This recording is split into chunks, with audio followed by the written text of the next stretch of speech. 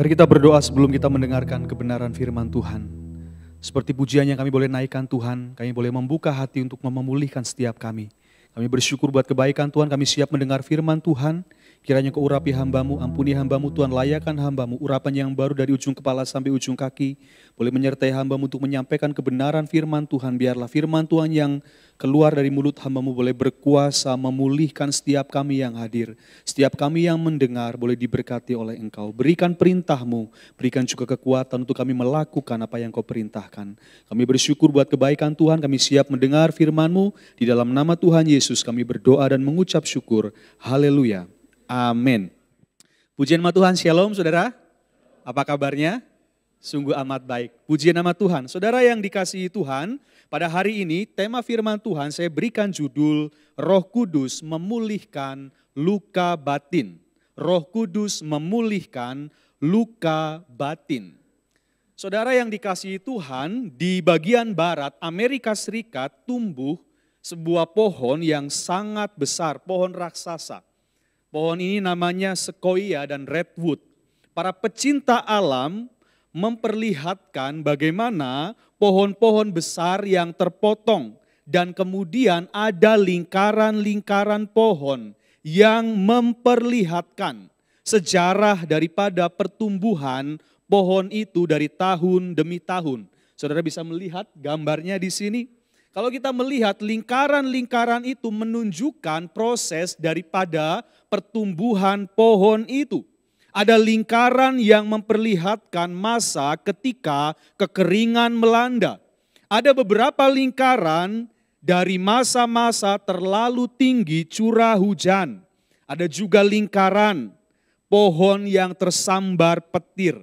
Dan kemudian lingkaran yang lain memperlihatkan masa-masa normal pertumbuhan pohon itu. Namun ada juga lingkaran yang memperlihatkan kebakaran hutan yang hampir membinasakan pohon itu. Dan lingkaran lain menunjukkan penyakit ganas yang menyerang. Kalau saudara perhatikan, semua lingkaran itu terekam pada jantung pohon, memperlihatkan proses daripada pertumbuhan pohon itu. Saudara yang dikasihi Tuhan, begitu juga dengan kehidupan kita. Di balik tubuh jasmani ini tersembunyi lingkaran-lingkaran yang merekam seluruh proses kehidupan kita. Dari kita mulai lahir dan bertumbuh sampai detik ini. Semua terekam prosesnya saudara. Saudara yang dikasihi Tuhan, dari hal-hal yang menyenangkan maupun hal-hal yang mengakibatkan luka batin. Semua terekam di dalam hidup kita. Luka lama yang menyakitkan, pengalaman kehilangan, mungkin kehilangan anak, kehilangan suami atau istri atau orang terdekat. Pengalaman traumatis ditinggalkan, diterlantarkan, dipandang rendah, dihianati, mendapat perlakuan kasar. Mungkin anak dapat perlakuan kasar dari orang tua, itu terekam saudara. Sakit, penyakit, kekurangan, kemiskinan, kegagalan dan lain sebagainya. Semua pengalaman-pengalaman yang baik maupun yang tidak menyenangkan itu terekam di dalam diri kita sebagai manusia. Saudara yang dikasihi Tuhan, saya mau katakan kelahiran kembali dan dipenuhi oleh Roh Kudus tidak secara otomatis membereskan luka batin kita.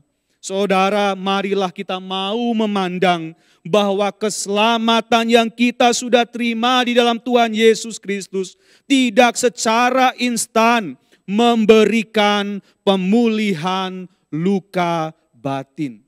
Kita perlu bermurah hati kepada diri kita sendiri. Kita perlu mempersilakan Roh Kudus berkarya, melakukan penyembuhan istimewa bagi luka batin kita. Amin saudara. Kita mungkin pernah terluka di masa lalu, atau mungkin kita sekarang sedang terluka.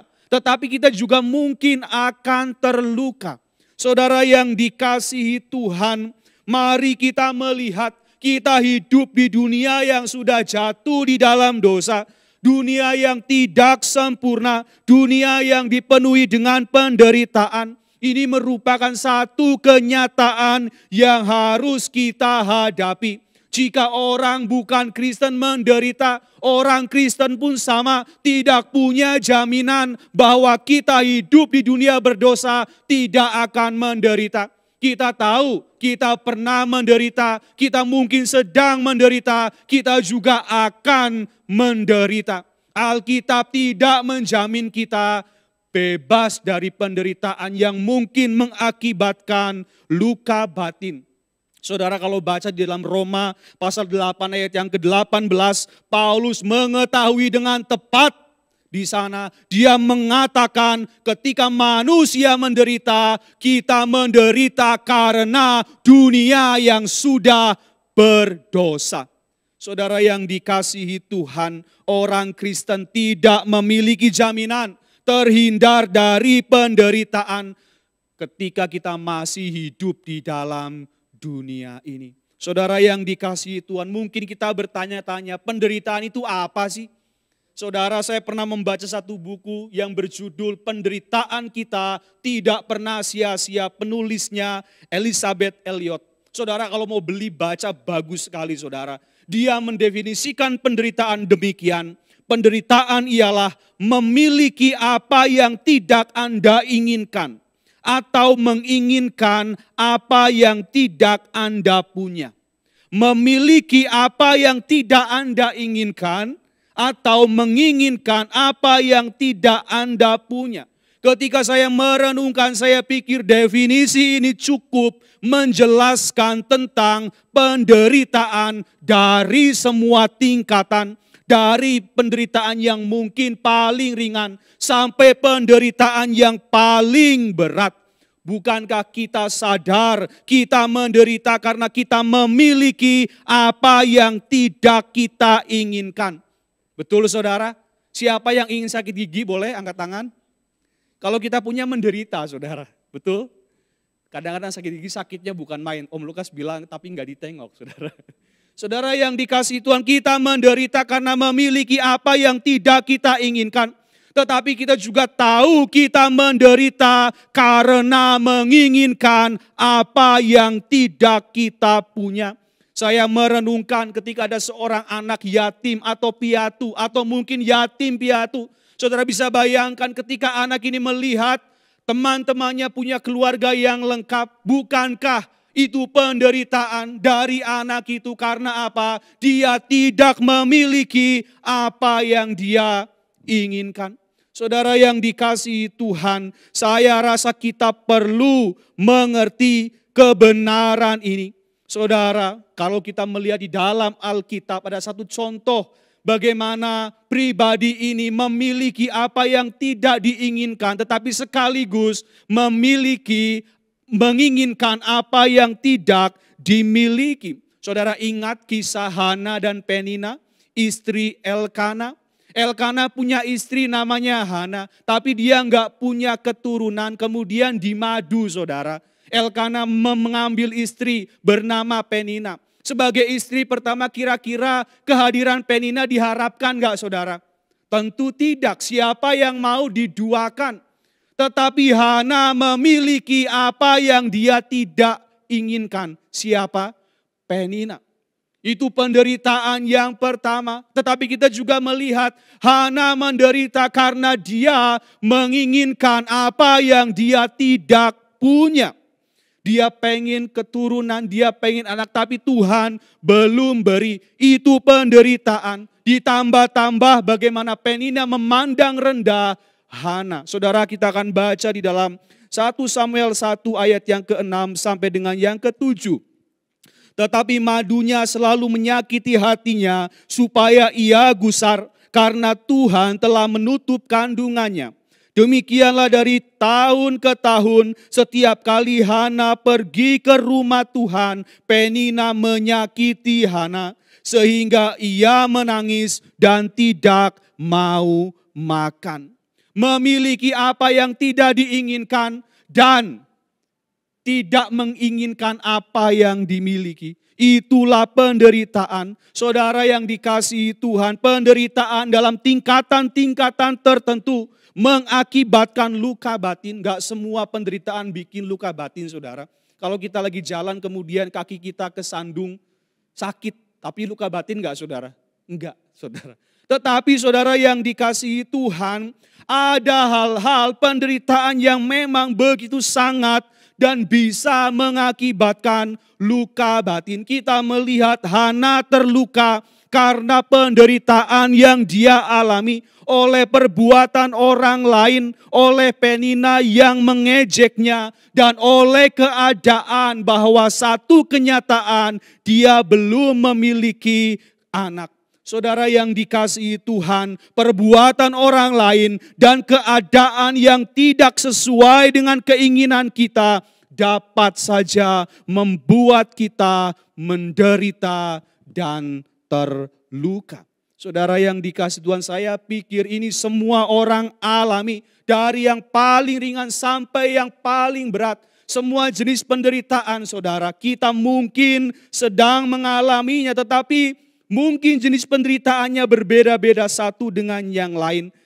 Ada yang mengakibatkan luka batin, tetapi ada juga yang begitu dalamnya sampai kemudian luka batin. Saudara yang dikasihi Tuhan, kita mau melihat bagaimana luka batin ini merupakan suatu jenis kelemahan yang bisa melumpuhkan hidup kita jika dibiarkan.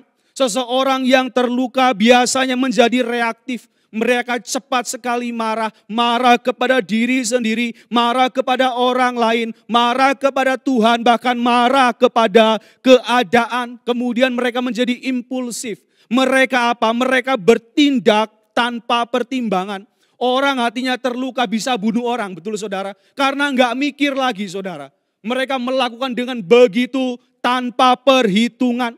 Tetapi sebagian orang yang lain, ketika mereka menderita, justru mereka menjadi rendah diri. Mereka merasa tidak berarti. Ketika mereka terluka, mereka merasa tidak berguna dan tidak layak.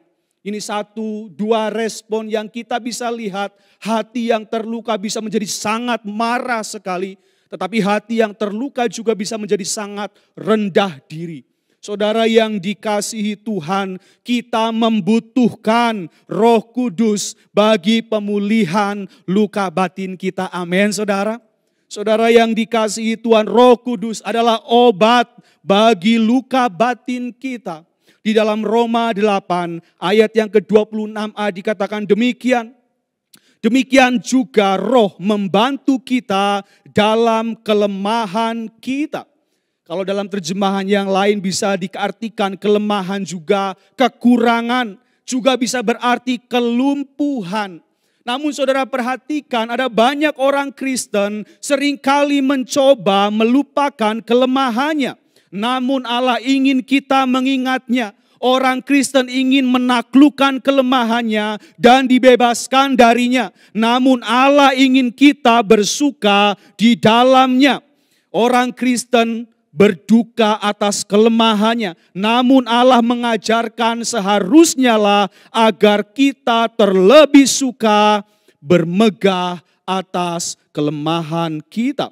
Orang Kristen berpikir kelemahan adalah penghalang dalam melayani Tuhan. Namun Allah kembali berkata, dalam kelemahanku kuasa Allah menjadi sempurna. Seharusnya kita menyadari ketika kita lemah, ketika kita terluka, itu yang harusnya membawa kita kepada Allah. Amin, saudara.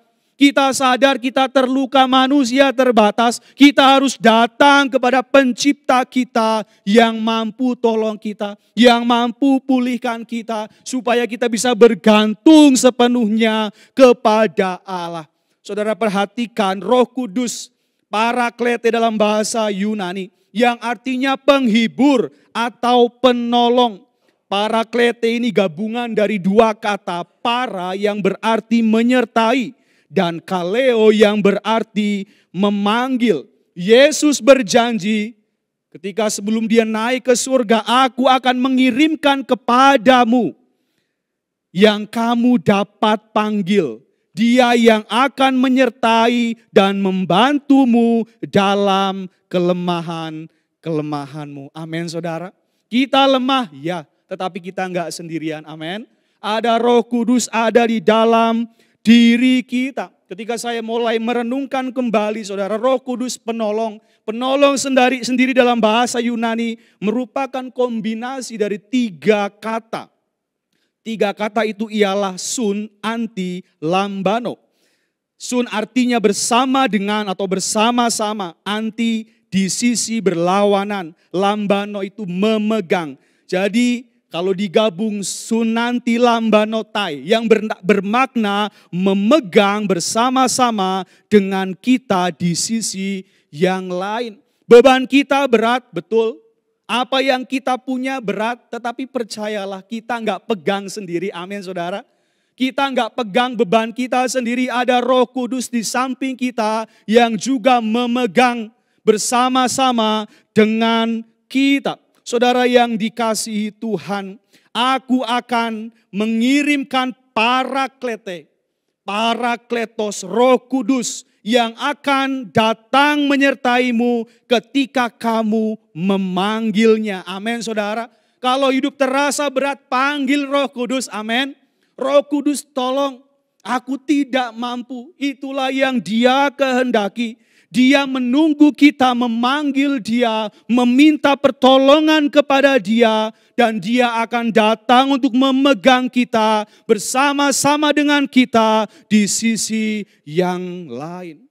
Saudara yang dikasihi Tuhan, kita tidak dibiarkan yatim piatu. Penyertaan Roh Kudus sedang terjadi, akan terjadi dan terus terjadi saat ini dan sampai selama-lamanya. Roh Kudus senantiasa ada bersama-sama dengan kita. Saudara, Roh Kudus sebagai penghibur dan penolong tiba-tiba kemudian mengingatkan saya kepada pribadi Tuhan Yesus Kristus. Kenapa saudara? Karena kita tahu Roh Kudus ada untuk memberitakan tentang Yesus dan karyanya kepada kita. Amin saudara. Kalau kita tahu karya Yesus, percaya kepada karya Yesus, itu karena pekerjaan Roh Kudus yang mengilhami kita sehingga kita bisa percaya kepada Yesus. Saya ingat Yesus pribadi Allah yang sempurna. Amin. Dia juga manusia yang sempurna. Saudara yang dikasihi Tuhan, kita mengetahui sebagai Allah, Yesus tidak dapat terluka.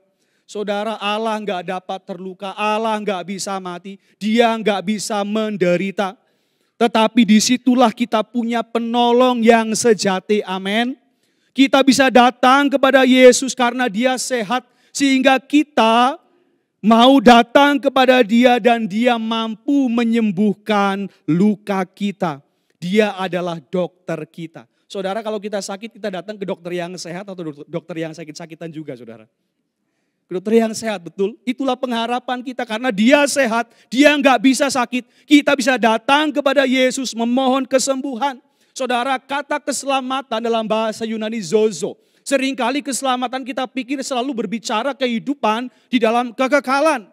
Tidak saudara, zozo itu bisa berarti menyembuhkan. Amin. Ketika kita diselamatkan, tetapi dalam kehidupan kita juga Dia Yesus dokter yang menyembuhkan kita.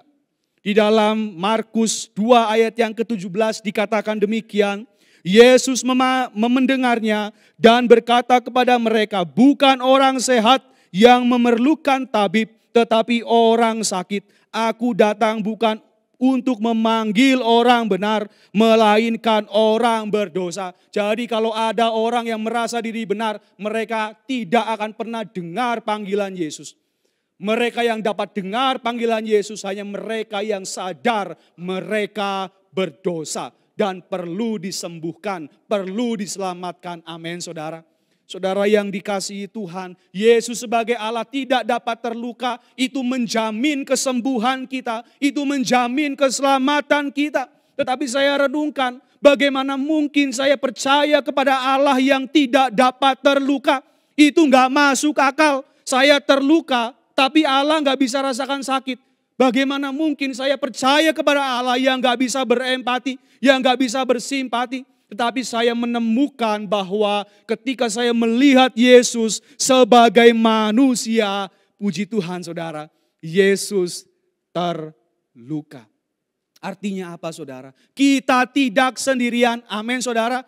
Kita terluka, kita menderita betul, tetapi kita bersyukur karena Yesus sebagai manusia, dia juga terluka, dia juga menderita. Ini merupakan satu penghiburan yang sejati saudara. Karena Yesus terluka, kita tidak sendirian. Dia merasakan luka yang kita juga rasakan. Saudara kalau perhatikan di dalam kitab Injil, Yesus tahu rasanya dihianati, ditinggalkan, diludahi, dipukul, disiksa. Sebagai manusia, dia mengalami rasa sakit batin yang terluka.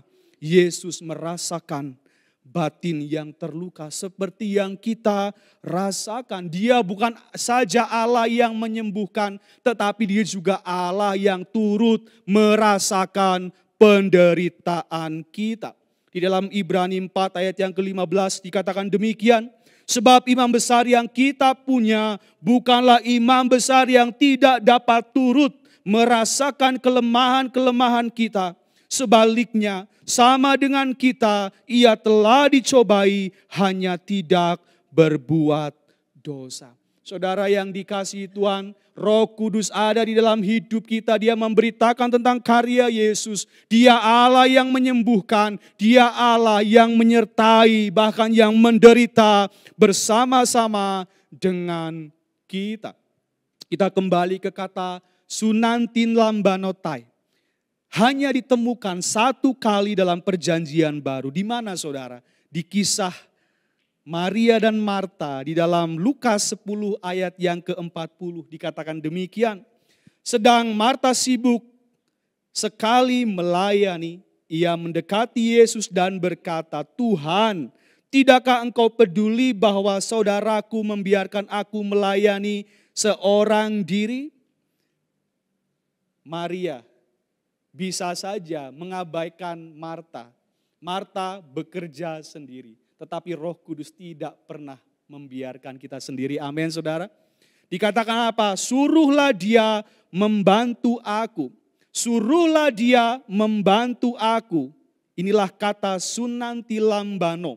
Yesus, bisakah saya memohon engkau untuk menyuruh Maria masuk dan sunanti lambano saya, membantu saya. Inilah gambaran daripada Roh Kudus yang menolong kita, yang memegang sisi yang lain. Saudara yang dikasihi Tuhan, saya percaya Roh Kudus adalah partner dan penolong kita yang bekerja bersama kita dalam kesembuhan luka batin kita. Amin saudara.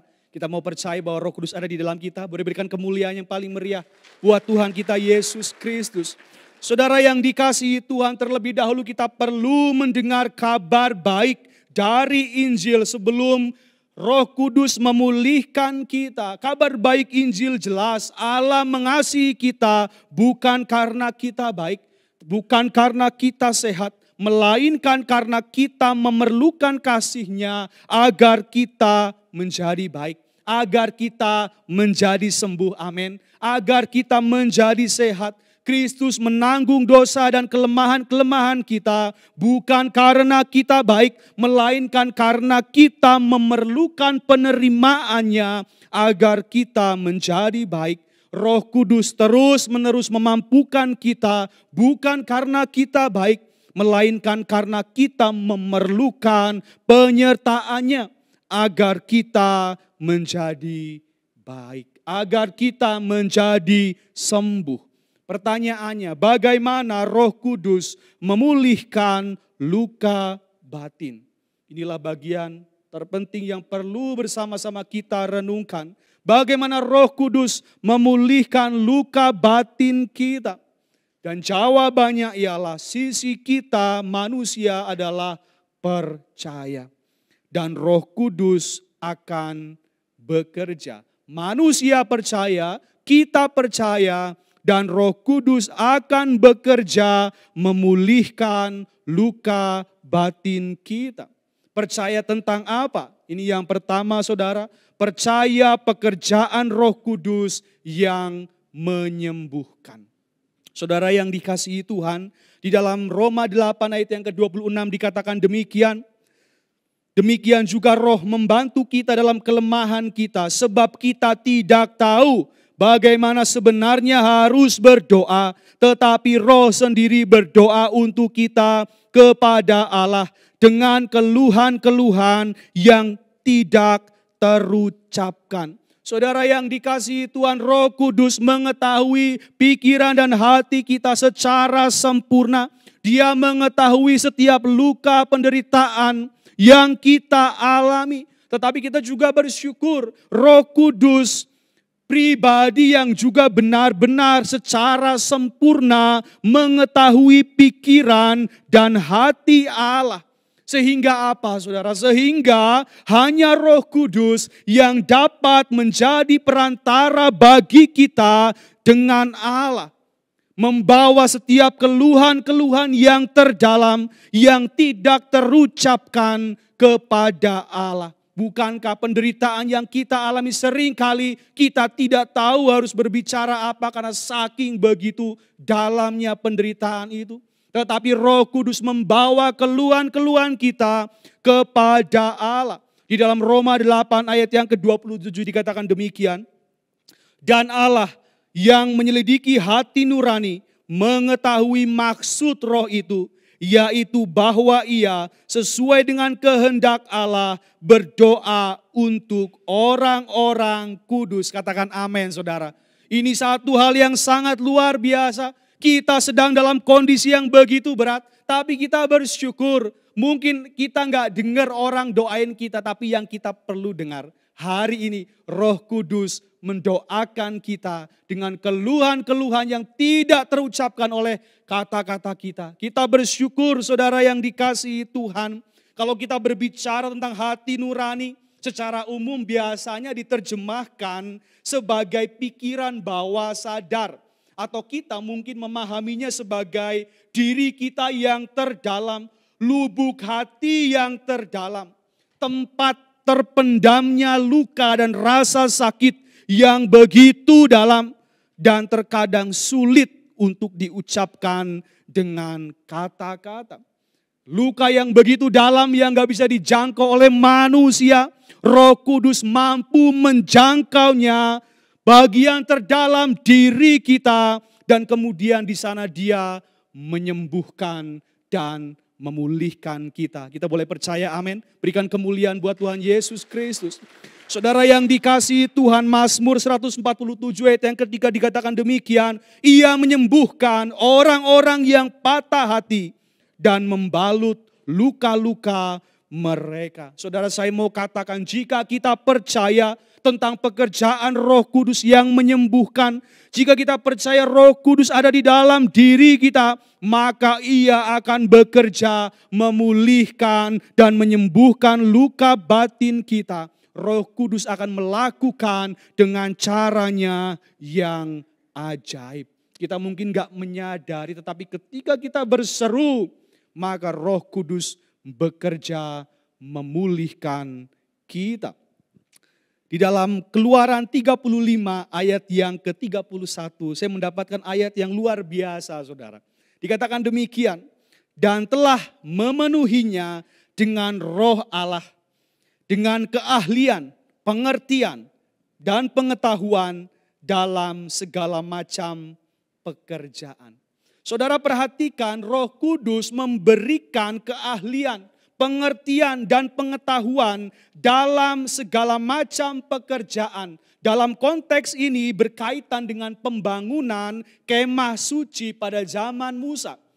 Dalam pembangunan kemah suci, para pembangunnya dipenuhi oleh Roh Kudus, diberikan keahlian, pengertian dan pengetahuan. Tetapi sadarkah kita bahwa kita juga adalah bait Roh Kudus?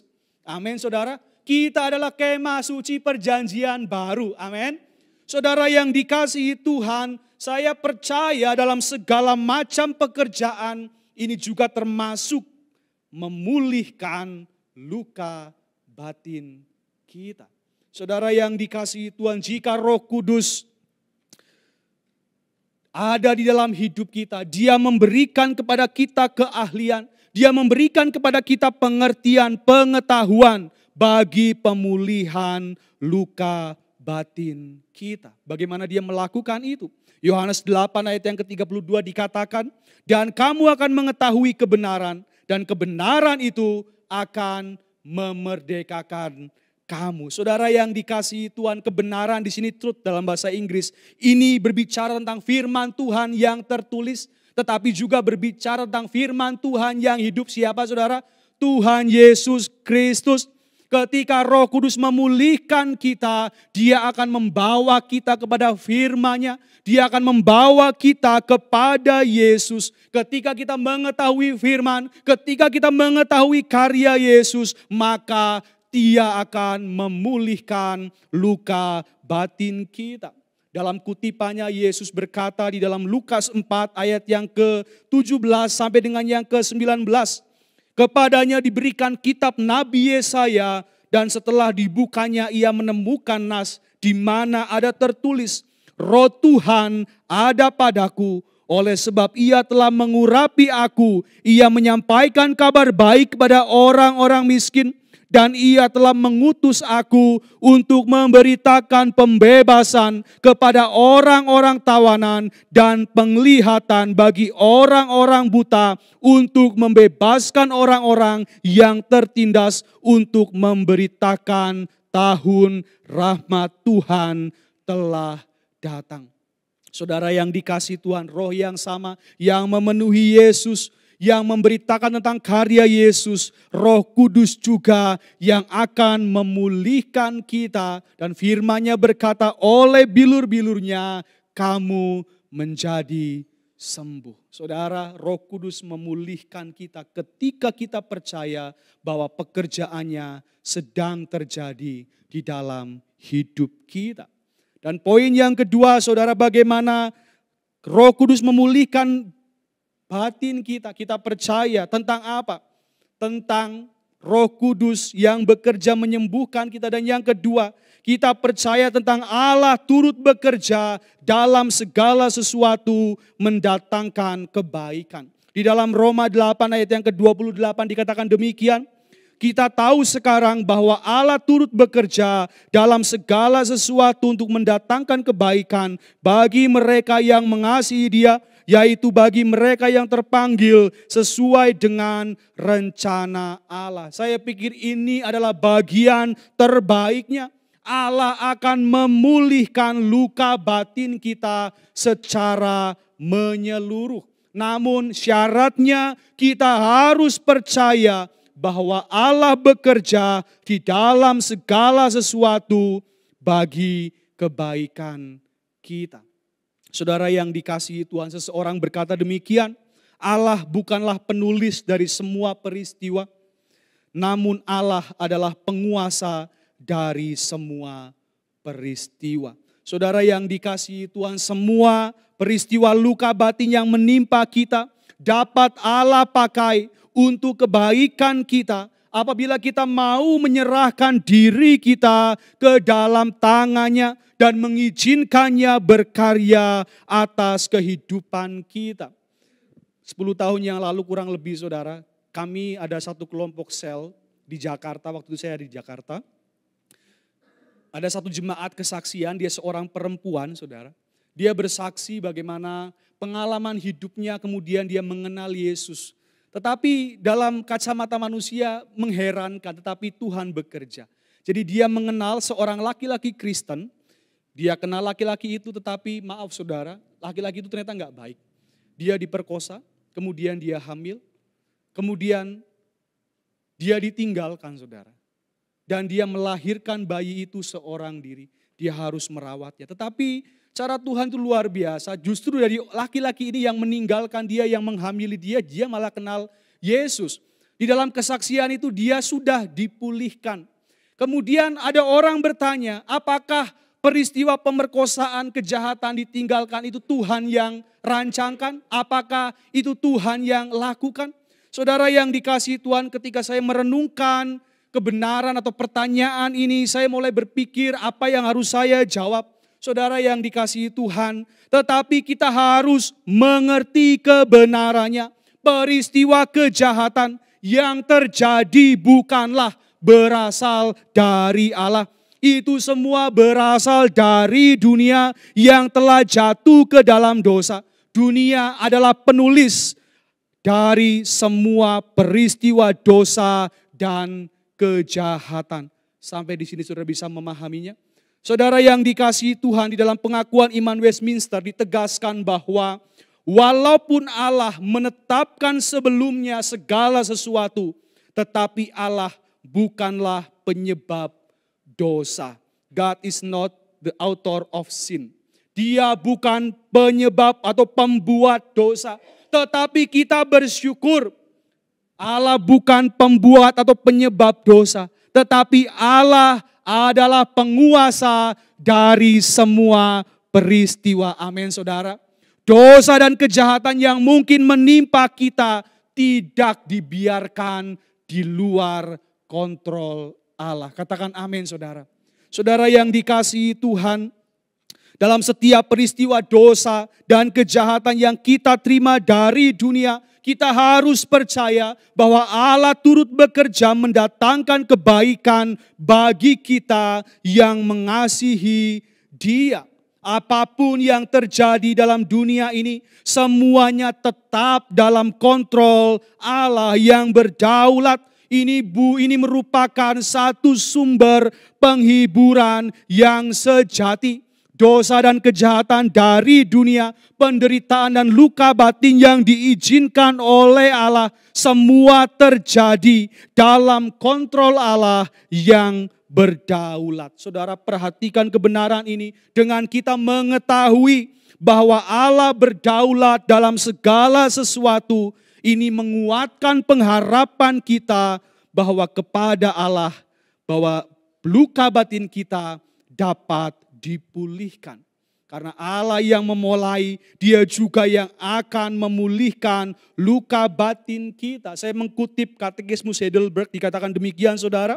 Kuasa Allah yang maha kuasa dan maha hadir, yang mana dapat dikatakan dengan tangannya Ia menopang dan memerintah sorga, bumi dan segala makhluk, sehingga tumbuh-tumbuhan dan rumput, hujan dan kekeringan, masa subur dan masa tandus, makanan dan minuman, kesehatan dan penyakit, kekayaan dan kemiskinan, ya, dan segala sesuatu terjadi bukan secara kebetulan, melainkan oleh tangannya yang memelihara. Saudara yang dikasihi Tuhan, Amos bertanya pada masa bencana, adakah terjadi malapetaka di suatu kota dan Tuhan tidak melakukannya?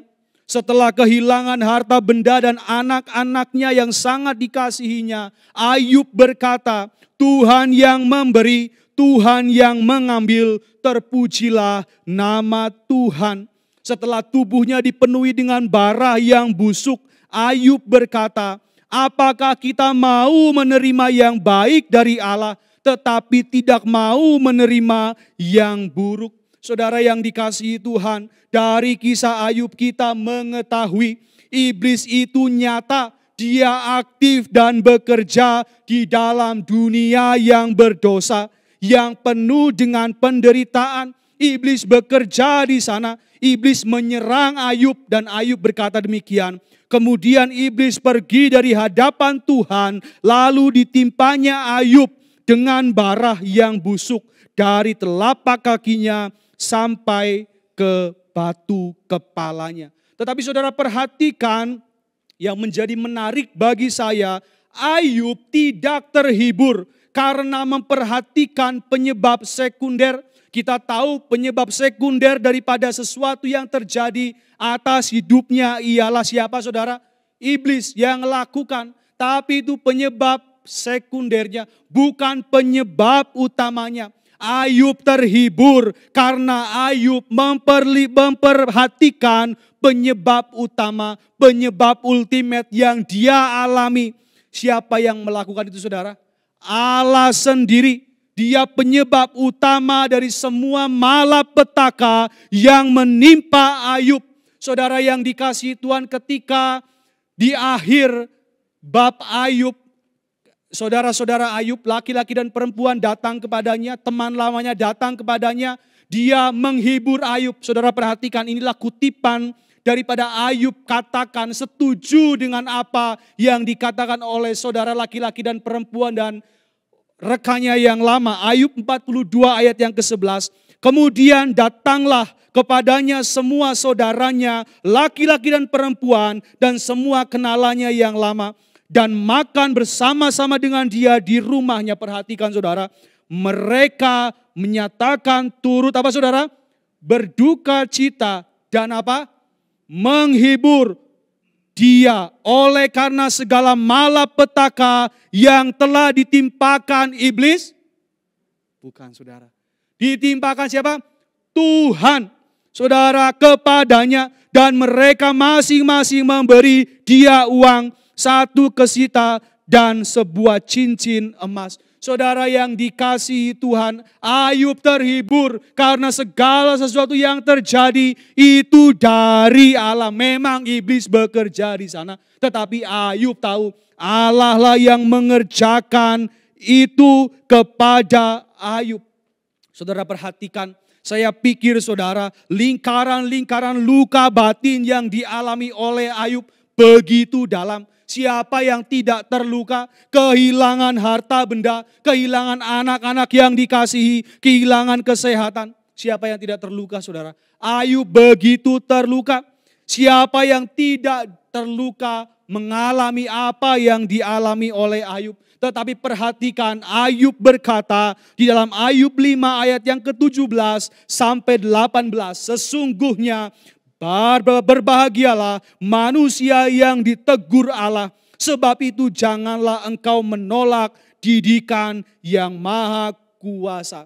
Saudara jangan pernah anggap kita sudah cukup baik, sudah cukup rohani. Didikan Allah, teguran Allah akan berlaku sampai kematian kita. Amin saudara. Karena dia akan menjadikan kita sempurna. Tuhan akan didik kita terus. Tuhan akan tegur kita terus apabila ada hal-hal yang memang perlu diperbaiki. Ayat yang ke-18 dikatakan demikian. Karena dialah yang melukai tetapi juga yang membebat. Dia yang memukuli tetapi yang tangannya menyembuhkan pula. Saudara, saya mengutip John Piper. Dia berkata demikian, Allah tidak sama dengan seorang pemadam kebakaran yang menerima panggilan-panggilan untuk muncul pada malapetaka-malapetaka ketika kerusakannya sudah terjadi. Ia lebih menyerupai seorang ahli bedah yang merencanakan pembedahan yang harus dilakukannya dan merencanakannya untuk maksud-maksudnya yang baik. Saudara yang dikasihi Tuhan, kita harus percaya bahwa Allah memegang kendali atas permulaan dari kesulitan-kesulitan, dari penderitaan, dari luka batin. Ketika kita percaya ini, kita juga dapat percaya bahwa Allah juga yang memegang kendali atas kesudahan bagi kebaikan kita. Saudara yang dikasihi Tuhan, tidak semua peristiwa yang kita terima itu baik menurut pandangan manusia. Tetapi kita harus percaya agar luka kita pulih. Kita harus percaya dalam pandangan Allah yang berdaulat. Semua peristiwa yang terjadi itu baik. Amin saudara. Ayub berikan kesimpulan. Ayub 42 ayat yang kedua. Aku tahu bahwa engkau sanggup melakukan segala sesuatu dan tidak ada rencanamu yang gagal. Dalam bagian lain kita boleh percaya rancangan Allah bukan rancangan kecelakaan, tapi rancangan damai sejahtera yang penuh harapan. Jadi pada hari ini saudara, jika kita bekerja sama dengan Roh Kudus, dengan mengalami proses ini, Allah tidak hanya memulihkan kita, Allah juga akan menjadikan kita alat untuk melayani orang lain. Dan pada akhirnya kita dipulihkan untuk memulihkan orang lain. Biarlah firman Tuhan hari ini boleh memberkati kita semua. Dan kita boleh percaya Roh Kudus bekerja kepada kita pada hari ini. Mari kita berdoa, saudara. Saya undang boleh pemain musik. Kita akan menyanyikan refnya saja, lagu yang kedua. Saudara, kita mau bangkit berdiri bersama-sama. Saya rindu kita menyanyikan refnya saja pujian ini, saudara. Kami bersyukur buat kebaikan-Mu Tuhan. Terima kasih untuk hari ini. Kami percaya Roh Kudus bekerja di dalam hidup kami, memulihkan kami. Kami percaya, kami boleh percaya kepada Tuhan. Bagaimana Roh Kudus menyembuhkan kami. Ketika kami terluka, kami boleh berteriak, memanggil Tuhan, memanggil Roh Kudus. Dan Engkau memulihkan kami. Dan kami juga boleh percaya segala sesuatu yang terjadi itu baik bagi kami. Dalam pandangan manusia seringkali tidak baik, tetapi kami boleh terus memandang kepada Tuhan, itu baik Tuhan. Karena kami tahu Engkau bekerja di dalam segala sesuatu, mendatangkan kebaikan bagi kita. Kami bersyukur Tuhan. Ku buka hati. Ku buka hati untuk jamahan, berserah penuh di hadirat-Mu. Kau ambil alih seluruh hidupku di altar-Mu menyembah. Ku buka hati, ku buka hati untuk jamahan-Mu, berserah penuh di hadirat-Mu. Kau ambil alih seluruh hidupku di altar-Mu menyembah. Biarkan musik boleh mengalunkan nadanya. Saudara yang dikasihi Tuhan pada hari ini, mungkin kau sedang terluka, kau sedang menderita, ada luka batin di dalam dirimu yang sulit sekali engkau rasa untuk sembuh. Tapi pada hari ini yang perlu engkau lakukan, engkau hanya perlu percaya kepada Roh Kudus bahwa Dia sedang melakukan penyembuhan atas hidupmu. Engkau boleh percaya penyembuhan total akan terjadi ketika engkau boleh percaya bahwa segala sesuatu yang terjadi itu untuk kebaikan kita. Allah izinkan semua dosa dan kejahatan yang mungkin ditimpakan kepada kita oleh dunia. Allah bekerja di sana mendatangkan kebaikan karena Allah adalah penguasa semua peristiwa. Penderitaan dan luka batin yang mungkin kau sedang alami di masa lalu ataupun masa kini, percayalah Allah izinkan itu, bahkan mungkin Allah berikan itu untuk kebaikanmu. Ada hal-hal yang mungkin tidak kita sadari.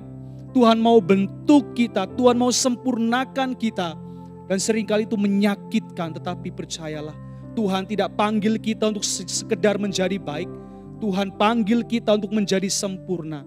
Untuk menjadi sempurna ada begitu banyak hal-hal yang perlu dimurnikan. Seringkali itu melukai kita. Tapi percayalah, Roh Kudus juga ada di sana. Dia yang melukai, Dia juga yang menyembuhkan kita. Dan semua terjadi hanya untuk satu hal, supaya kita semakin lama semakin cemerlang di hadapan Tuhan. Kami bersyukur buat kebaikan-Mu. Pada hari ini kami boleh datang dengan luka batin, tapi kami boleh pulang dengan pemulihan yang daripada Allah. Kami boleh percaya kepada Tuhan dan Kau bekerja senantiasa kepada setiap kami. Terima kasih Bapa. Di dalam nama Tuhan Yesus kami berdoa dan mengucap syukur. Haleluya.